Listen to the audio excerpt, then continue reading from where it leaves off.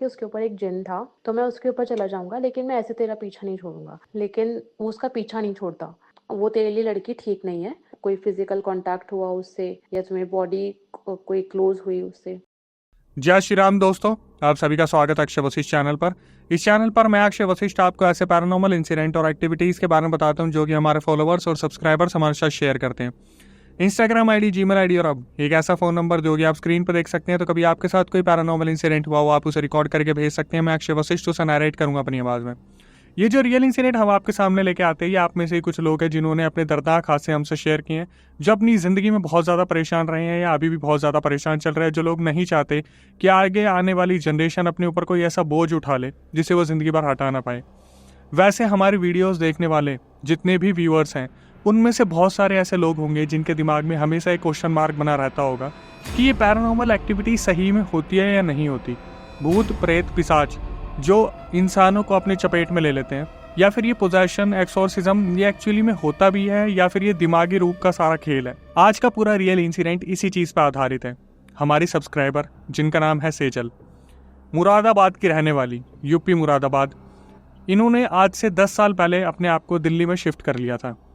12th पास करने के बाद इन्होंने अपनी ग्रेजुएशन कंप्लीट की और उसके बाद अपनी मास्टर्स कंप्लीट की।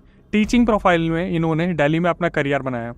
लेकिन एक जो सबसे अच्छी आदत, हमेशा से जिम जाना, बॉडी को मेंटेन रखना और फिटनेस फ्रीक बन के रहना। जो सेजल है वो पिछले 4-5 साल से रेगुलर जिम कर रही है, जो कि बहुत ही मुश्किल चीज़ है अपने आप को इस तरीके से फिट रखना। ना वो बाहर का खाती हैं, ना ज़्यादा लोगों से बात करती हैं। टीचिंग प्रोफाइल में है तो डेली स्कूल जाती हैं, पढ़ा के वापस आ जाती हैं, शाम को जिम जाती है और इवनिंग में अपने नॉवेल्स वगैरह पढ़ना, अपने घर में रहना, अपने घर से ही सारी चीज़ें करना, फालतू जगह बात नहीं करना, ना बाहर जाना। उनका ऐसा शेड्यूल था जो पूरा पैक रहा करता था। अब ये पूरा हादसा हुआ इनके साथ पिछले साल 2024 में। ये पिछले काफ़ी टाइम से पश्चिम बिहार में रह रही थी और पश्चिम बिहार के आसपास ही इन्होंने एक स्कूल ज्वाइन किया हुआ था। काफ़ी टाइम से ये एक नई अपॉर्चुनिटी ढूंढ रही थी। एक नई अपॉर्चुनिटी के साथ एक हाइक, अच्छा पैकेज, अच्छी अपॉर्चुनिटी, सब कुछ। इन्होंने फरीदाबाद के एक स्कूल में अप्लाई करा और उस स्कूल में इनका सिलेक्शन हो गया। जहाँ पर ये पश्चिम बिहार में जिम कर रही थी, वहाँ पर इन्हें सारी फैसिलिटीज़ मिली हुई थी। जब ये फरीदाबाद मूव करती हैं तो वहाँ पर इन्हें स्टूडियो अपार्टमेंट तो मिल जाता रेंट पे, लेकिन जब ये जिम ढूंढने निकलती हैं तो हमारी सब्सक्राइबर सेजल ने मेंशन किया कि अक्षय, मैं वहाँ पे जिम ढूंढने लगी तो मुझे 1 महीने तक कोई ऐसा जिम नहीं मिला जो फुल्ली इक्विप्ड हो। पश्चिम बिहार के सारे जिम बहुत अच्छे थे, लेकिन फरीदाबाद में अभी भी चीज़ें उस तरीके से नहीं हुई थी। 1 महीने तक ये अपने लिए कोई ऐसा सूटेबल जिम ढूंढती रही जहाँ पर इन्हें ऐसी मशीन्स मिल जाए जहाँ पर ये कंफर्टेबल हो जाए और कुछ अच्छा क्राउड। 1 महीने बाद इन्हें पता चला कि इनके ही एरिया के आसपास एक नया जिम खुलने वाला है जिसमें बहुत सारी मशीन्स आने वाली हैं। इन्होंने इंतज़ार करा और जैसे ही वो जिम ओपन हुआ तो ये वहाँ पर विजिट करने गई और इन्होंने देखा कि वो जिम बहुत अच्छा था, पश्चिम बिहार वाले जिम से मिलता जुलता था। बहुत सारे इक्विपमेंट्स नए आए थे, लॉकर रूम भी था, स्टीम बाथ, सब कुछ वहाँ पे अवेलेबल था। तो इन्होंने बिल्कुल भी टाइम वेस्ट ना करते हुए वहाँ पर अपना रजिस्ट्रेशन करा लिया। एक ही दिन बाद से इन्होंने वहाँ पे ज्वाइन कर लिया, अपना पूरा शेड्यूल बनाया। अब जब 4-5 साल से ये एक्सरसाइज करती आ रही है तो इन्हें किसी पर्सनल ट्रेनर की ज़रूरत नहीं थी। लेकिन जैसे हर जिम में किसी ना किसी के साथ ये होता है, चाहे वो लड़का हो चाहे लड़की हो, कि अगर उनकी अच्छी फिजिक है और वो एक्सरसाइज करने जाते हैं जिम में तो पूछने वाले बहुत सारे मिल जाते हैं। और सेजल तो वैसे भी एक लड़की थी, तो जब ये उस जिम को ज्वाइन करती है तो वहाँ का जितना भी क्राउड था वो इनको नोटिस करना स्टार्ट करता है। इनके जिम करने का तरीका कुछ इस तरीके से था कि इनका जो पहनावा था थोड़ा सा शॉर्ट ड्रेस का हुआ करता था, क्योंकि ये कंफर्टेबल उसी में रहती थी। तो वहाँ पे जितने भी ट्रेनर्स हुआ करते थे, लड़के हुआ करते थे, उनमें से बहुत सारे ऐसे ट्रेनर्स और लड़के हुआ करते थे जो इन्हें अप्रोच किया करते थे, बात करने की कोशिश करते थे। लेकिन सेजल बिल्कुल भी इन चीज़ों में इंटरेस्टेड नहीं थी, क्योंकि सेजल ने स्टार्टिंग से बताया कि मेरे पापा बहुत ज़्यादा स्ट्रिक्ट थे और उनको अगर ऐसी कोई भी खबर लग जाएगी तो वो सीधा मुझे मुरादाबाद वापस बुला लेंगे। तो मैंने इन चीज़ों पर कभी ध्यान ही नहीं दिया। हाँ, लेकिन सेजल ने बताया कि ये एक लड़के को पसंद करती थी, लेकिन एज अ फ्रेंड इनकी बात हुआ करती थी। और ये मुद्दा आपको बाद में पता चलेगा कि उस लड़के से इनकी बात कैसे शुरू हुई। कुछ टाइम बाद वहाँ पर एक लड़की ने ज्वाइन किया जिसका नाम था Lavya. Same height, same physique, सब कुछ लगभग सेम था इन दोनों में। लेकिन जैसे सेजल कपड़े पहना करती थी वैसे लव्या कपड़े नहीं पहना करती थी। लव्या टी शर्ट और लोअर में रहा करती थी, लेकिन जो सेजल थी वो अपने हिसाब से कपड़े पहनती थी जिसमें वो कंफर्टेबल हुआ करती थी। कुछ वक्त बीता, कुछ रातें बीती और धीरे धीरे सेजल ऑब्जर्व करती हैं कि वो जो लड़की आई है लव्या, वो डेली सेजल को साइड से घूरने लग रही है। मतलब सेजल इस चीज़ को ऑब्जर्व किया करती थी कि लव्या जिम के किसी भी कॉर्नर में हो, वो जैसे ही एक्सरसाइज करके उठती थी तो वो सेजल को ऑब्जर्व करना स्टार्ट कर देती थी। सेजल को लगा शायद ये एक्सरसाइज नोटिस कर रही है, ये देख रही है कि बॉडी पोस्चर कैसा होना चाहिए जब एक्सरसाइज करते हैं। तो ये अपने चुपचाप एक्सरसाइज करती रहती, ईयरफोन हेडफोन लगा के। हफ्ते में एक छुट्टी लिया करती थी। स्टीम बात इनका वहीं पे हुआ करता था। उसके बाद ऐसा होता था कि स्कूल का जो एटमॉस्फेयर था वो इतना इनको बिजी करके रखता था कि इनके दिमाग में और कोई चीज़ चलती ही नहीं थी। धीरे धीरे ये चीज़ें चलती रहीं, जिम में सारी एक्सरसाइज वगैरह चलती रहती थी। लेकिन एक दिन जब सेजल एक्सरसाइज कर रही थी तो उस दिन उनका चेस्ट डे था और जो लव्या थी वो भी उस दिन उसी एक्सरसाइज के लिए वहाँ पे खड़ी थी। तो पहली बार इनकी आपस में बात हुई तो इन्होंने डिसाइड किया कि हम ऑल्टरनेट करते हैं, एक बार मैं करूँगी फिर आप कर लेना, मैं हेल्प कर दूंगी। धीरे धीरे इनकी कन्वर्सेशन स्टार्ट हुई तो लव्या ने इनसे पूछना शुरू करा कि आप कहाँ से हो, कहाँ काम करते हो और कितना टाइम हो गया एक्सरसाइज को, क्योंकि आपकी बॉडी फिजिक बहुत अच्छी है। इस तरीके से इनकी बातें आगे बढ़ने लगी। उस दिन इन्होंने वर्कआउट किया और ये अपने अपने घर चले गए। अगले दिन जब ये जिम में आते हैं तो सेजल ने इस चीज़ को मेंशन किया कि मुझे नहीं पसंद कि मेरे वर्कआउट के बीच में कोई आए, क्योंकि मैं बहुत ज़्यादा स्पेसिफिक हूँ वर्कआउट को लेके। मुझे वर्कआउट के बीच में कोई भी डिस्टर्बेंस नहीं चाहिए। और ये इस चीज़ को ऑब्जर्व करती है कि जो लव्या है वो बार बार इनसे बात करने की कोशिश कर रही थी, लेकिन सेजल अपने वर्कआउट में इतनी बिजी थी कि सेजल ने इन सब चीज़ों को इग्नोर करना ही ज़रूरी समझा। धीरे धीरे इसी तरीके से उस जिम में चीज़ें चलने लगी। कुछ टाइम बाद जब लव्या और सेजल का आमना सामना हुआ करता था तो वो बहुत ही मुश्किल से कभी हाय हेलो करते थे, अदरवाइज बस स्माइल करके इधर उधर देखने लग जाते थे। फिर एक दिन जब इनका वर्कआउट सेम डे आया कि एक ही मशीन पे इन दोनों को वर्कआउट करना था, तब इनकी दोबारा बातचीत हुई। तो उस टाइम पर लव्या ने सेजल की तारीफ़ करनी शुरू कर दी कि यार सही में तेरी बॉडी बहुत अच्छी है, तूने काफ़ी अच्छा मेंटेन किया है। हालांकि जो सेजल थी उन्होंने लव्या की फिजिक को कभी ऐसे ऑब्जर्व नहीं करा था, क्योंकि वो टी शर्ट पहन के रखती थी, ओवर साइज टी शर्ट जैसे कि आज के टाइम पर चलती हैं। तो धीरे धीरे इनकी बातचीत शुरू होती है और फिर जो लव्या थी वो अचानक से बोलती कि सेजल तुझे पता है मेरी फिजिक की तारीफ़ होती है लेकिन उससे ज़्यादा तारीफ़ होती है मेरे खाने की, मतलब मैं खाना बहुत अच्छा बनाती हूँ। तो सेजल ने बोला कि चलो ये तो बहुत अच्छी बात है, आगे जाके तुझे एक लाइफ पार्टनर मिलेगा तो तू हमेशा खुश रखेगी उसे खिला पिला के। तो इन सब चीज़ों के बीच में अचानक से जो लव्या थी वो बोलती है सेजल अगर तुझे बुरा ना माने तो मैं तेरे लिए कुछ बना के लेके आऊँ। तो सेजल ने साफ मना कर दिया कि यार मैं बाहर का बिल्कुल भी नहीं खाती। और सेजल ने इस चीज़ को मेंशन भी किया था कि मैं ओट्स और मूसली पे ही ज़्यादातर रहती हूँ, बाहर का बिल्कुल भी नहीं खाती, क्योंकि मुझे अपनी बॉडी बहुत प्यारी है और मैं चीज़ों को मेंटेन करके रखना पसंद करती हूँ। तो इन्होंने लव्या को भी यही बोला कि यार मैं बाहर का बिल्कुल भी नहीं खाती हूँ। तो लव्या का उस टाइम पर मुंह बन गया, उन्हें ऐसा लगा कि मैंने अपनी तरफ से कोई चीज़ बोली और इसने मना कर दिया। खैर उस दिन भी इनकी ज़्यादा बातचीत हुई नहीं, लेकिन जब अगले दिन सेजल जिम पहुँचती है तो वो देखती है कि लव्या सही में कुछ बना के लेके आई है। अब इस टाइम पर सेजल के दिमाग में ये चल रहा था कि ये क्या बना के लेके आई होगी और मैं इसे कैसे मना करूँगी। और लव्या के दिमाग में ये था कि मैं क्या ही कुछ ना खिला दूँ सेजल को, जैसे कोई नई बहन मिल गई हो या पुराने रिश्ते जुड़ गए हों। सेजल ने इस चीज़ को मेंशन करा। जैसे ही मैं जिम में पहुंची तो लव्या मेरे सामने आई, उसने वो बॉक्स दिखाया तो बॉक्स के अंदर हलवा था और ड्राई फ्रूट्स वगैरह थे उसमें। तो सेजल ने काफ़ी कोशिश करी पहले तो कि मैं टल्ला दे दूं, तो उन्होंने लव्या को बोला यार मैं बाहर की चीज़ें नहीं खाती हूँ। तो लव्या ने बोला कि यार ये जस्ट हलवा है और मैं हलवा बना के लेके आई हूँ, इतने प्यार से लेके आई हूँ, अब तू मना करेगी तो मेरा दिल दुखेगा। सेजल ने काफ़ी मना किया कि यार इसमें बहुत मीठा होता है, बहुत ज़्यादा चाशनी होती है, तू समझ इस चीज़ को, मैं नहीं खा सकती, मेरे को बिल्कुल पसंद नहीं है बाहर का। तो लव्या वहाँ पे स्टार्ट हो गई कि यार ये बाहर का नहीं है, ये घर का है, तू मैं तेरे लिए बना के लेके आई हूँ, इतनी अच्छी दोस्ती है हमारी, अब तू ऐसे करेगी तो फिर मुझे बुरा लगेगा। तो सेजल ने क्या करा, उस चीज़ को एक्सेप्ट कर लिया कि ठीक है मैं खा लूँगी पर जिम के बाद, और तू मुझे फोर्स नहीं करेगी, ठीक है मैं जितना खाऊँगी उतना खाऊँगी। तो सेजल ने क्या करा, एक्सरसाइज करने के बाद मौका देखा कि कब लव्या इधर उधर हो और मैं चुपचाप इस डब्बे को लेके निकल जाऊँ। सेजल ने बिल्कुल वैसा ही मौका चुना। जैसे ही लव्या इधर उधर हुई, सेजल सीधा उस बॉक्स को उठा के जिम के बाहर निकल जाती है अपना वर्कआउट पूरा करके। अब सेजल के दिमाग में ये चल रहा था कि मैं या तो इसे फेंक दूं या किसी को दे दूं। फिर सेजल के दिमाग में ये चीज़ें आई कि मेरी मम्मी हमेशा बताती थी कि खाना किसी का दिया हुआ नहीं खाना चाहिए, कुछ ना कुछ चीज़ें होती हैं। और एक तरफ सेजल बिल्कुल ही नॉन बिलीवर थी इन चीज़ों को लेके, लेकिन जब मम्मी ने ये चीज़ें बोली थी कि भाई ऐसे चीज़ें नहीं खानी चाहिए, तो एक इंसान को डर तो होता है, खासकर वो इंसान जो अपनी बॉडी को इस हिसाब से मेंटेन करके चल रहा है, तो उसकी हेल्थ में कोई भी दिक्कत आए वो कभी नहीं चाहेगा। तो सेजल के दिमाग में आया यार कि मैं अगर किसी और को दे दूंगी और इस खाने में कुछ हुआ तो उसको भी दिक्कत हो सकती है। तो सेजल ने क्या करा, उस सामान को वहीं पे जो हलवा था उसे गिरा दिया, और वो एक डिस्पोजेबल टिफिन था तो उसे भी वहीं पर साइड में फेंक दिया। इसके बाद दशहरा आ गया और जो सेजल थी वो अपने घर चली गई। जब एक हफ्ते बाद सेजल वापस आई तो सेजल को मालूम नहीं था कि उनके ऊपर कितनी बड़ी बिजली टूटने वाली थी। जैसे ही सेजल जिम में गई, सामने लव्या खड़ी थी और लव्या सामने आके बोलती है कि सही करा तूने, मेरा दिया हलवा खाया नहीं ना, क्या करा फेंक दिया उसे। ये सुनने के बाद जो सेजल थी उनके पैरों तले ज़मीन खिसक गई कि इसे कैसे पता चला, क्या ये उस दिन मेरा पीछा कर रही थी। तो सेजल ने बातें घुमानी शुरू की कि यार ऐसे कैसे बोल रही है तू, तेरे को किसने बोला मैंने नहीं खाया, मैंने चखा था उसमें से, मैंने बिल्कुल ऐसा फेंकने वाली हरकत तो बिल्कुल भी नहीं की। लव्या बोले नहीं झूठ मत बोल, तूने नहीं खाया, तूने उसे फेंका था।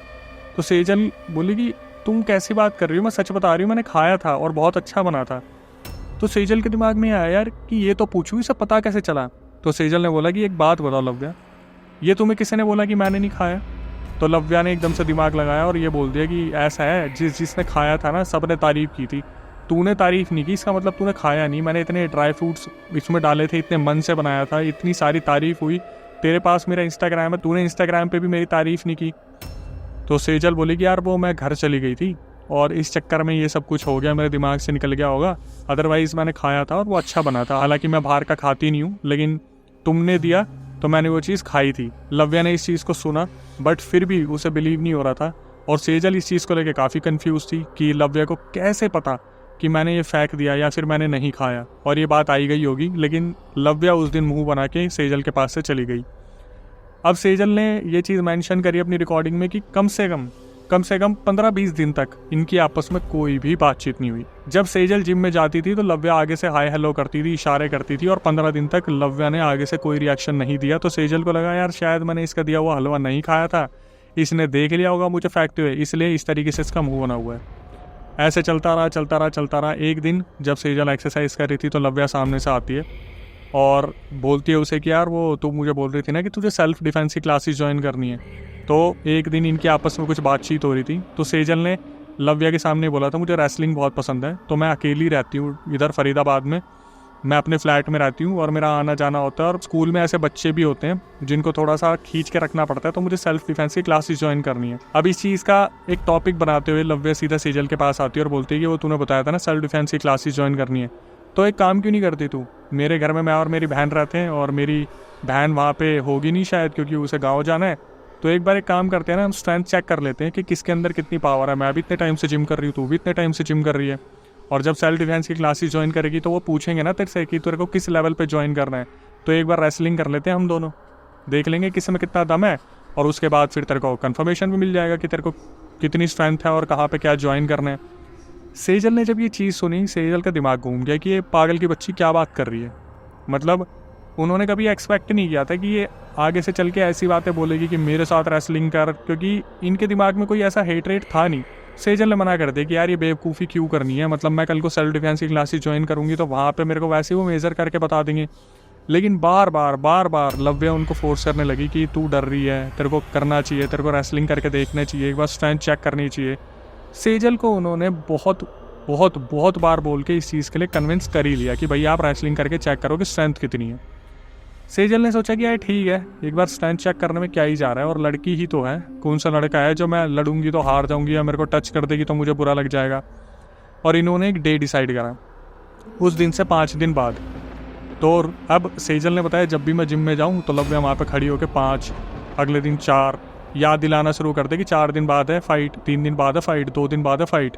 अब इनके रूल्स एंड रेगुलेशन बनने लगे कि भाई उस फाइट में क्या होना चाहिए। तो इन्होंने बात करी आपस में कि 3 राउंड होंगे और 3 राउंड में जो मैक्सिमम टाइम जीतेगा उसकी स्ट्रेंथ ज़्यादा होगी। इनका ये सब तो डिसाइड हो गया। अब आ गया वो दिन जिस दिन इनकी रेसलिंग होनी थी।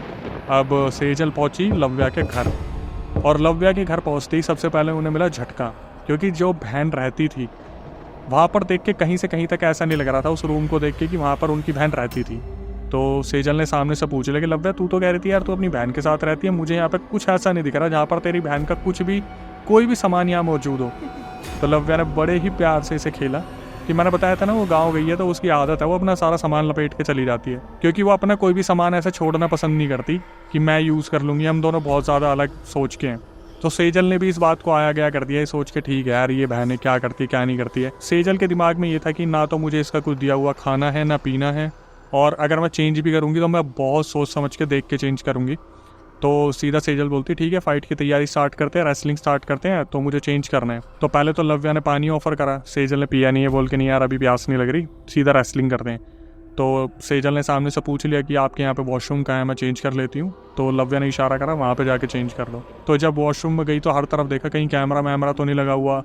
फिर चेंज करने के बाद जब आई तो रेसलिंग करने से पहले इन्होंने देखा कि कुछ लगा तो नहीं है कमरे में, कुछ कैमरा वगैरह कुछ हो, क्योंकि इन्होंने जो आउटफिट पहना हुआ था वो थोड़ा सा अलग था और सेम आउटफिट आज लव्या ने भी पहना था।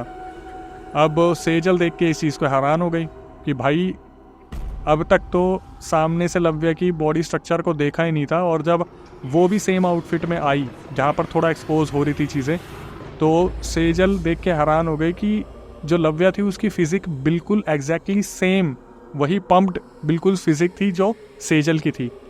मतलब सेजल ने ये चीज़ मेंशन करी कि अक्षय अगर मेरी फ़ोटो क्लिक करके या लव्या की फ़ोटो क्लिक करके किसी को भेज दे और मेरा फेस हटा दे तो कोई डिफरेंस नहीं बता सकता कि हम दोनों में कौन लव्या है कौन सेजल है। मतलब बॉडी इतनी ज़्यादा कंपैटिबल थी, इतनी ज़्यादा मिलती जुलती थी। अब इनके बीच में जब राउंड स्टार्ट हुआ तो सेजल ऑब्जर्व करती है कि भाई ये तो बहुत ज़्यादा वाइल्ड हो रही है, शुरू से ही धक्के मुक्की शुरू कर दी। और सेजल के लिए ये चीज़ नई थी कि अचानक से रेसलिंग शुरू होगी तो क्या होने वाला है। उधर से भाई वो लव्या तो शुरू हो गई, उसने धक्के वक्के मारने शुरू कर दिए, दीवार में दे के मार दिया। फिर सेजल को लगा यार जब ये अपनी तरफ से दिखा रही है तो मैं क्यों नहीं दिखा रही हूँ। इन्होंने अपनी रेसलिंग वगैरह स्टार्ट की, एक दूसरे को गिराने की कोशिश की, कोई गिरा नहीं। पहला राउंड 15 मिनट का चला। 15 मिनट बाद इनकी एनर्जी इतनी ज़्यादा वीक हो गई, दोनों ने बोला कि चलो थोड़ा रेस्ट करते हैं। और बिल्कुल रेस्ट पोजीशन में जब ये ज़मीन पर लेटे जहाँ पर वो दरी थी, तो सेजल ने उस टाइम पर एक चीज़ को ऑब्जर्व किया कि जो लव्या है वो उनके बहुत क्लोज लेटी हुई है और इनके जो पार्ट्स है वो आपस में टच हो रहे थे, बॉडी पार्ट्स। एक ऐसा मूवमेंट बन गया था जहाँ पर इतना इंटेंस मूवमेंट हो गया था कि सेजल को लग रहा था कि जो लव्या है वो जानबूझ के उनके क्लोज आ रही है।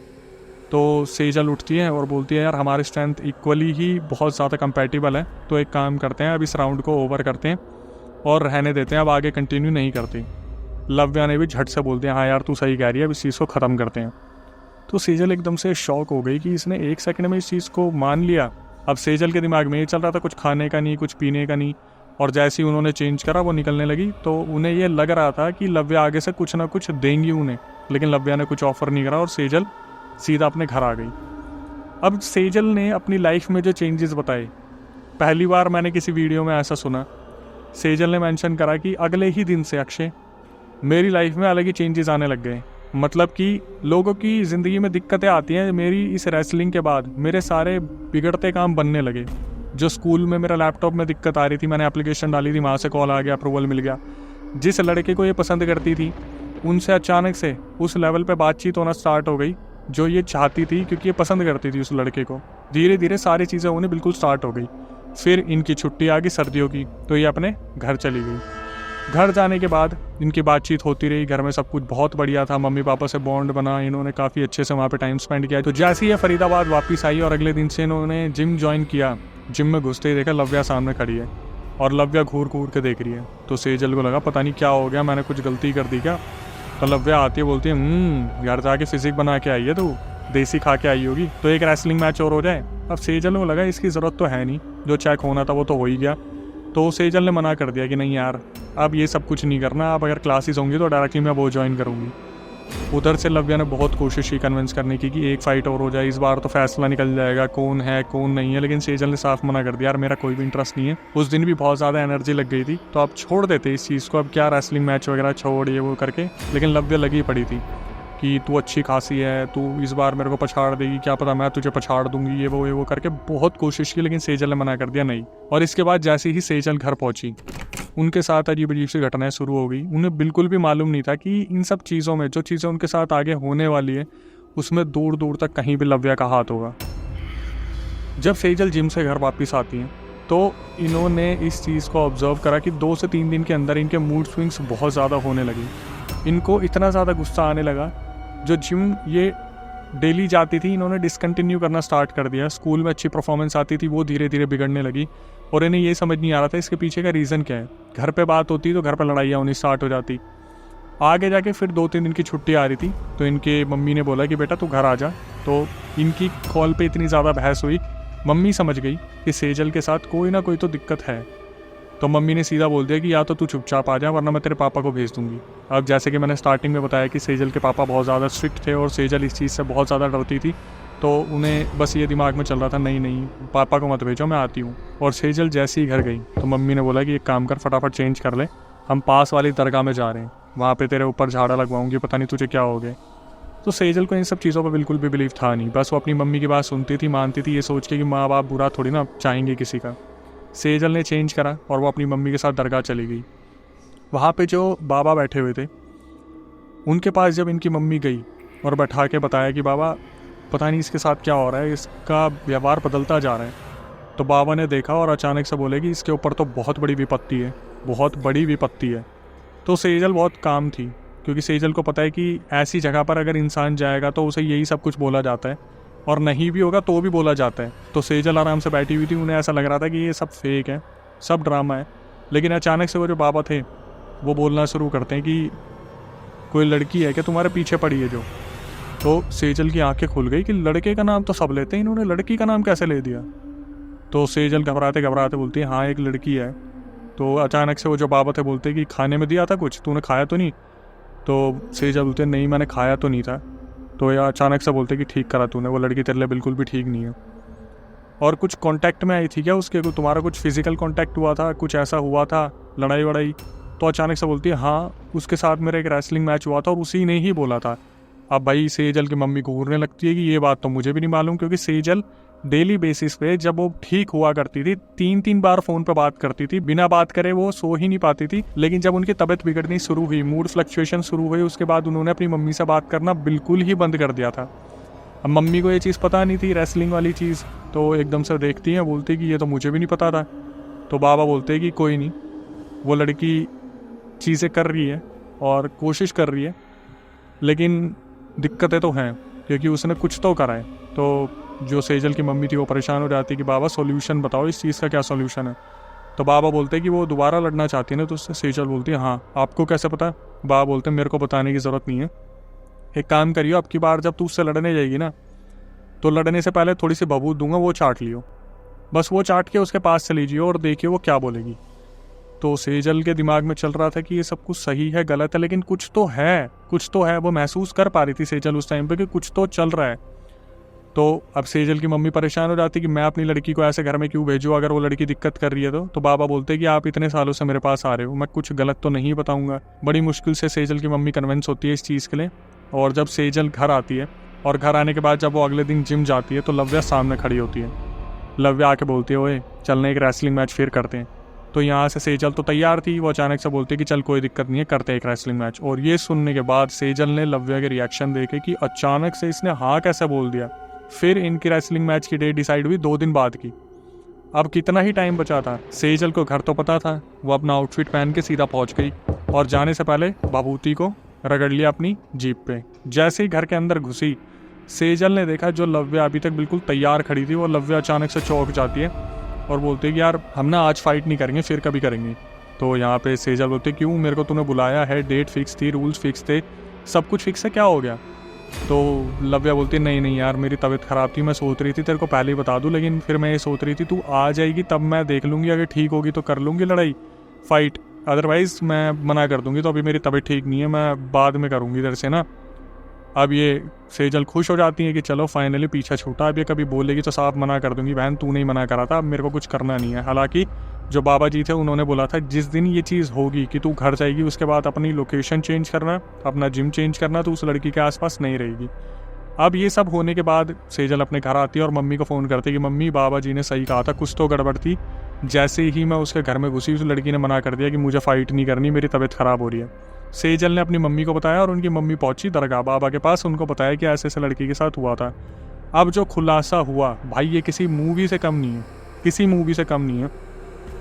बाबा जी ने बताया वो जो लड़की है लव्या, उसके ऊपर किसी ने जिन छोड़ रखा है और सेम इसी तरीके से छोड़ा था। आज से 2-4 साल पहले उसकी भी किसी लड़की से फाइट हुई थी जिसने इसी तरीके से उस जिन को ट्रांसफ़र करा था लव्या के ऊपर। और लव्या को ये टास्क दिया था कि सेम फिजिकल बॉडी की, सेम हाइट की, सेम मिलती जुलती लड़की से तुम रेसलिंग करोगी, 2 से 3 बार रेसलिंग करोगी। और वो जिन जो है पसीने से ट्रांसफ़र हो रहा था, तो ये जब टच हुए थे, जो प्राइवेट पार्ट टच हो रहे थे और वहाँ से जो स्वेट हो रहा था उससे ट्रांसफ़र हो रहा था जिन, जिसमें से 20% ट्रांसफ़र हुआ था जिन किसके ऊपर, जो नेगेटिव चीज़ें आई थी सेजल के ऊपर, बाबा ने उसे हटा दिया, बबूत दे दी कि ये ट्राई करेगी लेकिन जिन इस चीज़ के पास नहीं आ सकता। तो लव्या के ऊपर किसी ने जो जिन डाला था 3-4 साल पहले इसी तरीके से रेसलिंग करके, अब लव्या भी सेम वही कोशिश कर रही थी सेजल के साथ। बट सेजल की मम्मी ने इस चीज़ को भाप लिया कि सेजल के साथ कोई तो दिक्कत है, और बाबा ने बताया कि अब उस लड़की को पता चल गया, क्योंकि उसके ऊपर जो जिन था वो इस चीज़ को महसूस कर चुका था कि सेजल के पास कोई बहुत बड़ी चीज़ है, कोई शक्ति है, किसी का आशीर्वाद है, जिसकी वजह से उसने बैक स्टेप ले लिया कि मैं इस लड़की के ऊपर नहीं जाऊंगा। और ये चीज़ उसे तो पता चली गई थी लव्या को। क्यों? क्योंकि वो जिन हमेशा लव्या के साथ ही रहता है, उसे परेशान करता है, उसके साथ वो सब कुछ करता है जो मैं शायद अभी बोल भी नहीं पाऊंगा। जिस वजह से लव्या ये चाहती थी कि कोई सेम ऐसी लड़की मिल जाए जिसके ऊपर वो जिन ट्रांसफ़र हो जाए। अब बस इतना इमेजिन कीजिए, सेजल की मम्मी ने सेजल को तो बचा लिया, लेकिन कोई लड़की आपको मिले जिम में, रेस्टोरेंट में, कहीं भी फूड कोर्ट में, और अचानक से बोले कि मेरे साथ फाइट करेगी या मेरे साथ दोस्ती करेगी, या अनजान लोग आपसे दोस्ती करें और आपका कोई डीएनए कलेक्ट कर ले, बाल, नाखून, कुछ भी, खून, तो आपको क्या लगता है आप बच पाओगे? क्योंकि जिस तरीके से आज के टाइम पे अनजान लोगों से दोस्ती बढ़ती जा रही है सोशल मीडिया के थ्रू, या अलग अलग लोगों से मिलते हैं हम किसी भी पार्टीज़ में, कहीं भी, क्या आप जानते किसका क्या इंटेंशन है? मेरा बोलने का सिर्फ ये मकसद है कि अगले इंसान आप ना हो जिस पर कोई अपना इस तरीके से उतारा कर दे। खैर, ऐसे रियल इंसिडेंट के बाद मेरी आपसे क्या ही रिक्वेस्ट होती है कि जो नए व्यूअर्स हमारे चैनल पे आए हैं, चैनल को सब्सक्राइब कर ले, बेल नोटिफिकेशन ऑन कर ले, और इस रियल इंसिडेंट को उन लोगों तक शेयर कर दे जो लोग जिम में बहुत जाते हैं और इन सब चीज़ों पर नहीं मानते। क्योंकि शुरू से ही जो एक चीज़ सेजल मेंशन करती है कि मैं नॉन बिलीवर थी, मैं इन सब चीज़ों पर बिलीव नहीं करती थी, अब जब उन्हें ये चीज़ पता चली तो वो बहुत बड़ी बिलीवर बन गई है। अब पूजा पाठ में उनका बहुत ध्यान है, हालांकि जिम तो उनसे छूटेगा नहीं, ये अच्छी बात है। स्कूल में उन्होंने ध्यान दिया है, बहुत अच्छे से वो काम कर रही हैं। बट आप भी शेयर कर देना ऐसे लोगों के साथ जो बहुत ज़्यादा घुलते मिलते हैं, बहुत जल्दी बातें करने लग जाते हैं, कि कोई अपना ही कोई दूसरे का टारगेट ना बन जाए। इसके बाद की announcement, Akshay Vashishtha horror show जो कि हमारा दूसरा चैनल है, भाई वो आपका ही चैनल है, जाके उसे सब्सक्राइब कर लो। ऐसे गेस्ट हम लेके आते हैं और गेस्ट के साथ साथ सब्सक्राइबर्स लेके आते हैं जो अपने रियल इंसिडेंट आके कैमरे पे बताते हैं। तो आप क्यों पीछे हट रहे हो? अगर आपको लगता है कि आपके पास भी कोई रियल इंसिडेंट है और आप मेरे सामने बैठ के कैमरे पे बताना चाहते हो, तो भाई प्रक्रिया बताए तुम। स्क्रीन डिस्क्रिप्शन पे एक व्हाट्सअप नंबर दिख रहा होगा, उस पर पूरा रियल इंसिडेंट रिकॉर्ड करके भेज दो और मेंशन कर देना अक्षय भाई पॉडकास्ट में आना चाहते हैं, दिल्ली में हमारा सेंटर है। टीम एक बार रिकॉर्डिंग को रिव्यू करेगी, उसके बाद आपको बुलाया जाएगा। इसके बाद कभी आपके साथ कोई पैरानॉर्मल इंसिडेंट हुआ हो तो आप उसे रिकॉर्ड करके भेज सकते हैं। मैं अक्षय वशिष्ठ उसे नरेट करूंगा अपनी आवाज़ में। प्रक्रिया बिल्कुल सेम है। माँ बाप से जितना ज़्यादा हो सके प्यार कीजिए, अब उनको आपकी बहुत ज़्यादा ज़रूरत है। बढ़ते वक्त में उनकी लाठी बनिए, उनका सहारा बनिए। बस ये मत पूछेगा पूरी ज़िंदगी आपने हमारे लिए किया ही क्या है, क्योंकि उन्होंने बहुत कुछ किया है जो शायद अपनी आने वाली पीढ़ी के लिए कभी ज़िंदगी में ना कर पाओ। इसके बाद नई वीडियो, नए पॉडकास्ट आने तक stay tuned with the channel. वो जिन ने ये बोला था कि अगर मुझे कोई तू अपनी जैसी कोई लड़की अगर दिला देगी तो मैं उसके ऊपर चला जाऊंगा, लेकिन मैं ऐसे तेरा पीछा नहीं छोड़ूंगा। और वो जिन उसको पिछले 4-5 साल से परेशान कर रहा है, और वो हमेशा मतलब उससे अपनी मन की बातें अपनी बातें बनवाता है, लेकिन वो उसका पीछा नहीं छोड़ता। तो वो काफ़ी ज़्यादा परेशान थी और वो यही सोच रही थी कि क्योंकि मैं उसकी तरह लगती हूँ दिखने में फिज़िकली, तो वो मेरे ऊपर आ जाएगा and she will be free after that.